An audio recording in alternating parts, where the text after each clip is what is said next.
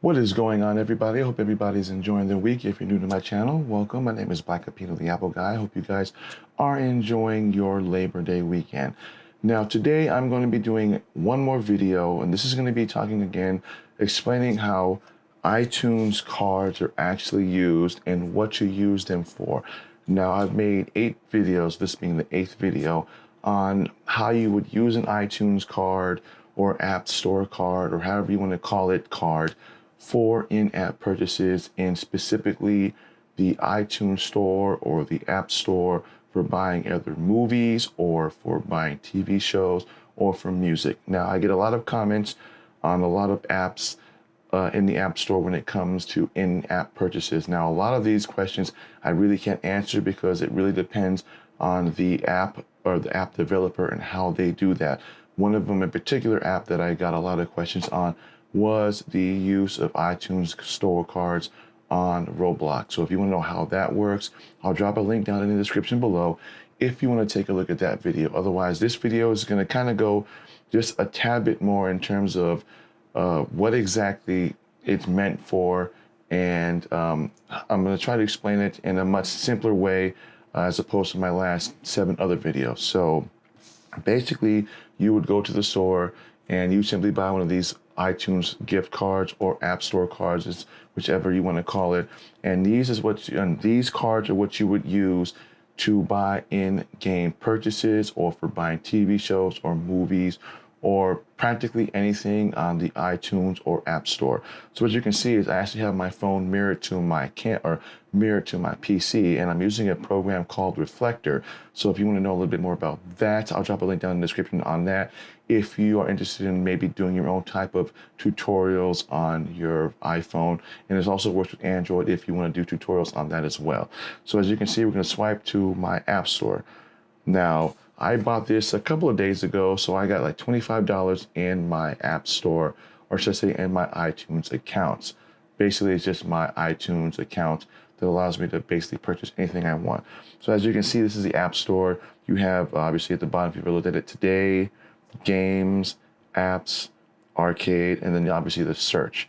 So basically what you do is you determine what app or games or whatever you want to get from the App Store. So as you can see, this is showing what is popular today.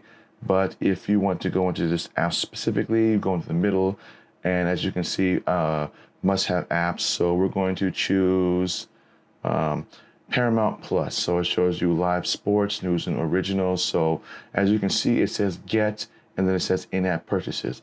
Now, I think a lot of people get confused between the get and paying for the app. Typically, when you're looking at an app, unless it specifically shows you a dollar amount where the get sign is, the app itself is free. So you can typically download, or should I say you can technically download the app and it's free. It's where it says in-app purchase. That is where a lot of people seem to be having a misunderstanding between how I'm presenting it and how it's actually being explained. So I'm going to go a little bit in depth using this app and showing you exactly what I mean by that. So we're going to tap on the Paramount, and then what you're going to see is it's going to show you obviously your typical ratings and things like that, and what it's meant or what it's designed to be played on. So this you can play on your iPhone, your iPad, Apple TV, an iMessage app, which probably shows you notification on what's new in the app. So as you can see, we're going to scroll down to what's new, app privacy, data linked, data not linked, and in the information section of the app, it's going to tell you all this particular stuff, size of the app. Now notice where it says in-app purchase, that means yes. So that means if you tap on this, as you can see, this is where these type of cards come in. Now again, I have $25 on this card that I put in my iTunes account. That means that this particular app is a monthly subscription. So whether I'm paying $5 a month or $10 a month or $5 or $6, whichever one I decide to choose, that is what I will be paying every month until the balance out of this is drawn to 0. And then by default, when you first set up Apple Pay or Apple Wallet on your iPhone, it's going to ask you for a default payment, which will typically be your debit card or your credit card. And then that is what you use for payment once your balance runs to 0. Now, a lot of people were getting confused between how to add that to your Apple Wallet. Now, if you don't have a debit card or you don't have a credit card, you will still use Apple Wallet in the same sense. The only difference now is that this will be your default card. So think of this as like your default debit card or credit card, except for when this runs to zero, you have to buy another one of these unless you buy, say, like a $50 one or $100 one or $500 one. That is your default payment card unless you put in a debit card or credit card. So a lot of people were getting confused between not understanding what Apple Wallet was and what Apple Pay was, and that this is strictly going to be used in the app stores, iTunes, or for music and movies on the App Store. You can't take $25 from this and then use it to go to like the store and buy stuff at the grocery store if they have Apple Pay. That is not what this is designed for. That is what, again, a debit card or credit card is used on Apple Pay. And I have a video on that as well that I'll link in the description below if you want to know what Apple Pay is for that. But these are strictly only used specifically in the App Store, as you can see in that, and then in the iTunes Store, where you can see where it says on the bottom, music, movies, TV shows. As you can see, there's a denomination in the songs, especially with movies. Again, if you want to buy, say, Snake Eyes, $25. If you're using your iTunes card. If you're not, then you're using your debit card or credit card, or you can rent it for $20. Now, again, let me reiterate on this. If you don't have a debit card or a credit card and you're using your iTunes card to purchase movies, TV shows, or music, then that's the balance of what it's going to take out.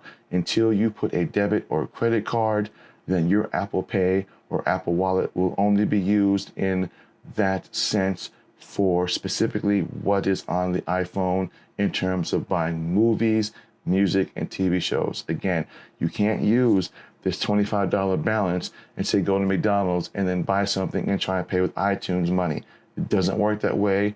You will not be able to purchase anything that way. That's just how that works. So like I said before, I think people were getting confused between how Apple Pay works in conjunction with your iTunes account and debit card. So hopefully that clears up that matter. So again, when you want to buy something, whether it's music, as you can see here, $1.29 for your music, or if you want to buy music videos, or if you want to buy TV shows, no matter what you want to buy, if there's a price for it, then you would just simply use your iTunes account first, and that's what you would use until that balance runs zero, and then it goes into your debit card. So again, how that works is when you add whatever denomination of these that you buy, even if you have a debit card or credit card already as your default payment, when you buy any show or any movie on this, it's going to take the balance from this until whatever you're buying supersedes the amounts left on this. So say you decide, again, you want to buy, like, say, Snake Eyes. You bought a $25 gift card. To buy this movie is $25. But say you bought like a few apps that were like $3 or $4. Now you take $4 or $5 from this. Well, that means you've only got $20 left on this card. Well, this movie is $25 to buy it. So you have two options. Either rent the movie for $20, which means that you'll have only 1 cent left on this, which means anything else that you buy on the App Store that's more than a penny, it will take the remaining balance from your debit card. Same thing as if you're buying a movie. So if you buy this movie for $25 and you only have $20, it's going to take the remaining $5 from your debit card. That's how that works in conjunction with a debit card. But that only works that way if you have a debit card as your default payment and not this. So I think, again, people were getting confused with, well, what if I don't have a debit card? Can I use this as my form of payment for the App Store or for the movies or for TV shows in the iTunes stores? Yes, if you don't have a debit card or credit card, then yes. But keep in mind, that is the only form of payment that you will have to use in your App Store or in the iTunes Store. You can't, again, use these at any other vendor other than specifically in the Apple Store. Now, again, if you have a debit card or credit card as your default payment, and you enter in the balance of this, then it will take the balance of whatever you have until it runs to zero. Then it takes the payment out of your debit or credit card. And again, like I said, people were getting confused between the two because it seemed like it was like, well, if I don't have any money, then I can use this to buy something else. No, that's not how that works. And again, you can't take these and you can't go to like McDonald's or Burger King or any place that takes Apple Pay and use this for that. It has to specifically be Apple Pay is used in form with credit cards and debit cards. That's how that works. iTunes cards are only specifically work with either the iTunes store, which is the little star, or the App Store when you're purchasing apps on that. So I hope that this video was helpful. I hope that this clears up some of those issues that people were seeming to have a lot of confusion on. If it did, don't forget to give me a thumbs up on this video, as these likes to help me create better content. And again, if you have any other questions, then just drop a link in the comments below and I'll try to answer them as best as I can. And one more thing before I end this video. Now, when it comes to buying certain in-app purchases for certain like video games, that's going to be different for a lot of different games. Some allow you to do in-game purchases on the games. Some will require you to use a third-party option to either sign up for that game or that app. Then you can go back into that app and then you can buy in-game currency with it. Not all apps are like this. Some are not. Again, I had this issue with Roblox when people were kind of confused on how to buy in-app purchases with that. So again, I'll drop a link down in the description for that video if you want to know how that works with Roblox. But I can't really tell you how it would work with a lot of these apps, as every developer is different when it comes to their apps. You would have to actually go to that developer's website and see how that works. So again, I hope that this video was helpful. If it was, please give me a thumbs up, as these likes will help me create better content. And I will see you guys in the next video. Take care, stay safe.